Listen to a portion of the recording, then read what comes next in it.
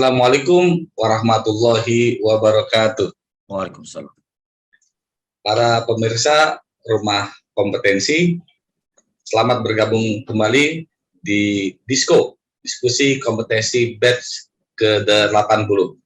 Hari ini sangat berbahagia karena hari ini kita bisa kita bisa berpartisipasi dengan tema yang sangat menarik, yaitu tentang scale up, pelatihan dan kursus keterampilan selaras dengan Dudika. Seperti kita ketahui bersama, banyak LKP, LPK, kursus keterampilan, dan lain-lain mati suri, tidak bisa beradaptasi. Dikenalnya dengan istilah disrupsi. Apa itu disrupsi? Segala sesuatu yang membuat lembaga kita, kursus kita, tiba-tiba tidak relevan. Ini karena pengaruh digitalisasi. Bagaimana beradaptasi LPK, LKP, lembaga kita agar terus bisa melakukan perbaikan dan penyesuaian.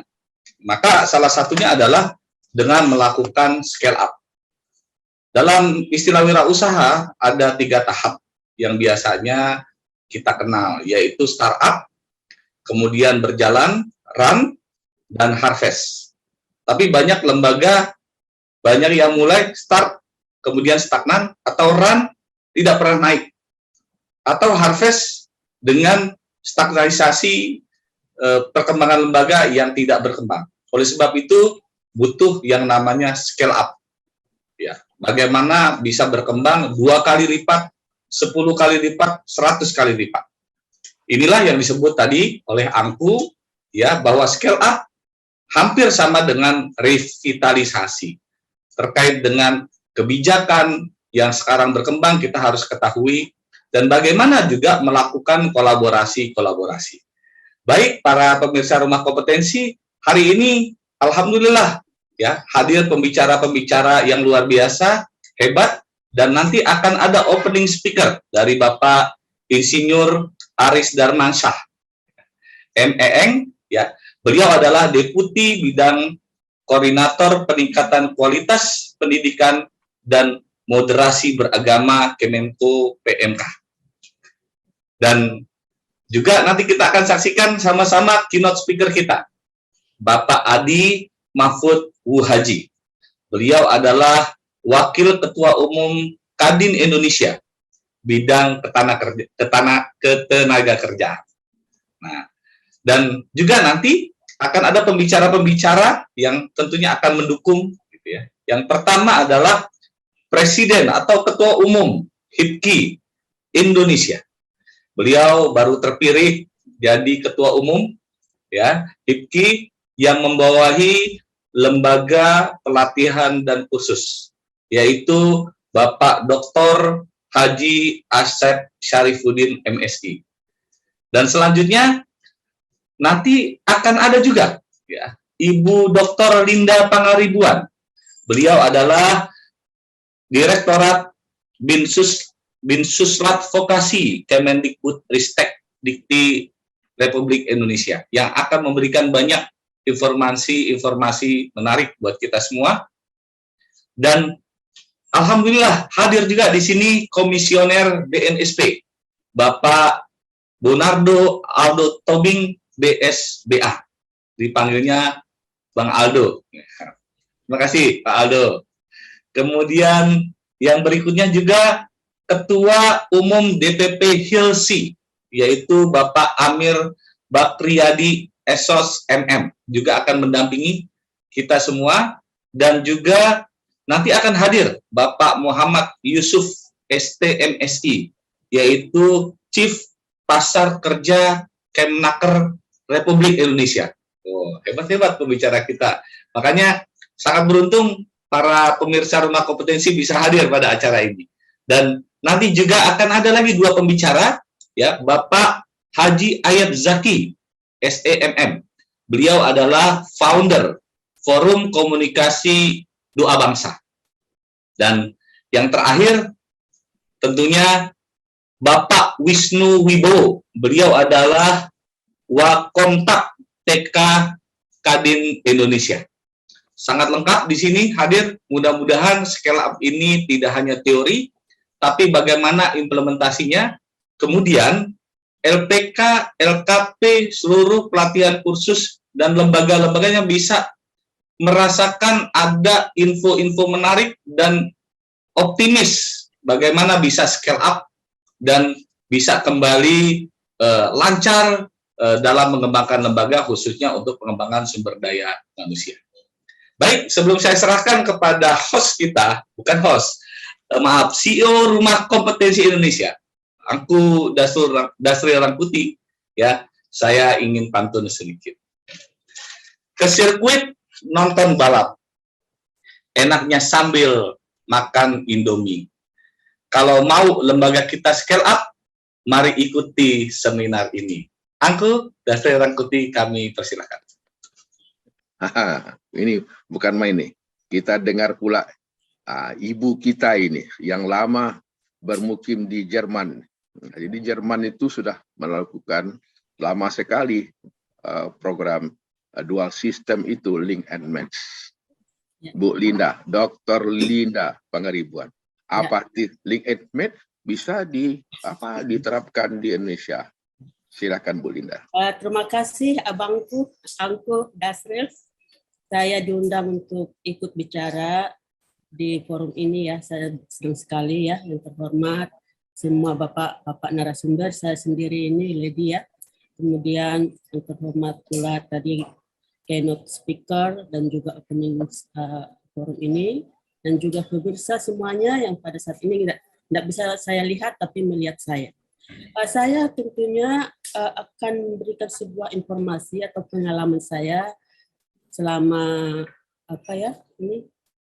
Saya mau share screen dulu ini, bisa nggak? Saya bisa diberikan saya kesempatan untuk share screen? Saya mau share screen ini. Oh ya udah dapat. Oke. Seperti inilah. Saya judulnya saya buat seperti ini. Program vokasi dengan konsep link and match.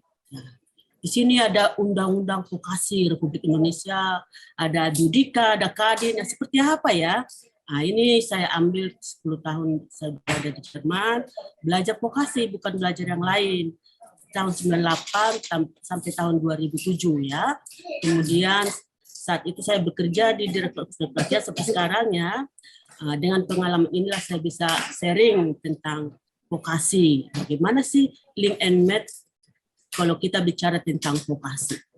Di Jerman itu, kalau vokasi itu adalah sebuah badan atau institut, Bundesinstitut für Berufsbildung. Kalau di bahasa Indonesia kan Badan Nasional Vokasi Republik Indonesia, berdiri sendiri dan mandiri setingkat dengan kementerian, dipimpin oleh Kepala Badan Vokasi Nasional setingkat dengan menteri. Apa sih cakupannya? Kenapa harus ada sebagai setingkat menteri ya atau setingkat kementerian? Dia harus ada undang-undang vokasi ya. Ada undang-undang vokasi ya. Di sini tadi dia tetap bersama bermitra atau seiring sejalan dikomandai oleh Kadin dan Dudika sebagai motornya. Nah ini dia kalau vokasi di Jerman itu ya. Undang-undang vokasinya isinya 4 garis besarnya atau cakupan atau tupoksinya. Persiapan vokasi, program vokasi, vokasi lanjutan, peralihan vokasi. Ini sering kita dengar gaungnya di Indonesia ini. Upskilling, reskilling, ya vokasi ya. Untuk saat ini saya menjelaskan dulu program vokasi seperti apa sih menurut Undang-Undang Vokasi ini ya. Menurut Undang-Undang Vokasi, apa itu vokasi? Ada 7 ya, ada 7. Vokasi itu adalah profesi. Vokasi itu bekerja di perusahaan, di Dudika, belajar bekerja di Dudika, belajar teori dan praktek di lembaga vokasi. Misalnya di Indonesia, di LKP, LPK, atau di mana aja nanti namanya ya. Lamanya 2-4 tahun, tergantung bidang keahliannya. Mendapat uang saku setiap bulan. Ada kontrak vokasi. Ya. Lulus mendapat ijazah, sertifikat keahlian, gelar keahlian. Otomatis bekerja di Dudika sesuai dengan jenis keahliannya. Kenapa otomatis? Kita lihat dulu. Nah, tahapannya seperti ini ya. Seseorang mau belajar vokasi atau mau ingin punya profesi, tahap pertama dia mendaftar di Dudika, bukan mendaftar di lembaga-lembaga vokasi ya. Terbalik ya. Mendaftar dia di Dudika, nanti saya akan jelaskan ini. Tahap kedua setelah diterima lolos interview, dia masih uji coba di sini. Kemudian tahap ketiga pelaksanaan vokasi itu sendiri. Tahap 4, ini dia Kadin. Kadin lah yang memegang peranan penting di vokasi itu. Jika lulus oleh Kadin ini, maka dia bisa membangun karir, bekerja di Dudika itu sendiri, bekerja di Dudika lain, studi lanjut vokasi, bekerja di Jerman, kita sudah ada G2G untuk itu, kemudian wira swasta. Kemudian seperti apa sih lulusan vokasi itu? Dia punya gelar tadi, kan di sini dia ada gelar, mendapat sertifikat, mendapat gelar keahlian. Seperti ini dia. Mekaniker, welder, farmasi, banker, chef. Ada 300 bidang vokasi di Jerman. Di Indonesia juga bisa ada ini. Seperti itu ya. Kemudian caranya, langkahnya seperti apa ya? Saya jelaskan sedikit ya. Pertama, Anda siapkan ijazah transkrip nilai minimal lulusan SLTA sederajat. Bisa lulusan D1, D2, D3, D4, S1, S2, tapi ingin punya profesi. Bawa itu ke Dudika. Dudika apa yang Anda inginkan? Misalkan Anda ingin manajer hotel nanti. Pergilah ke hotel. Di hotel ini kan pergi bawa itu. Kemudian Anda akan calon peserta vokasi akan diinterview. Setelah diinterview oleh Dudika, dikirim dia ke Kadin untuk didaftar, dikirim dia ke lembaga vokasi. Kemudian ada kontrak pekerjaan. Tadi kan di sini ada Dudika dan peserta menandatangani kontrak vokasi. Isinya kurang lebih seperti ini. Ada 8 poin ya. Nama Dudika, nama orangnya, peserta vokasi, alamatnya, nama mentornya di Dudika itu. Ini nih, kepastian sudah terdaftar di IHK. Kalau di Jerman namanya IHK, singkatan Industri Handel-Kammer. Kalau di Indonesia kan Kadin, Kamar Dagang dan Industri. Jadi yang membuat atau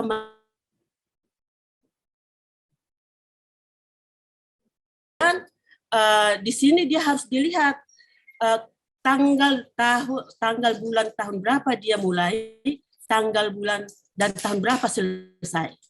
Berapa jam bekerja sehari, berapa jam seminggu, berapa cutinya tahun pertama, cutinya tahun kedua, tahun ketiga, berapa uang sakunya tahun pertama, setiap bulan berapa, setiap berapa tahun kedua, ketiga, kemudian ditandatangani ya kedua belah pihak, yaitu perusahaan dan juga peserta vokasi, maka berjalanlah vokasi itu, peserta vokasi bekerja di Dudika dengan bekerja secara real sebagaimana karyawan Dudika ya. Kemudian dia belajar di vokasi, tapi ada kontrol di sini. Ini kontrolnya nih, ini.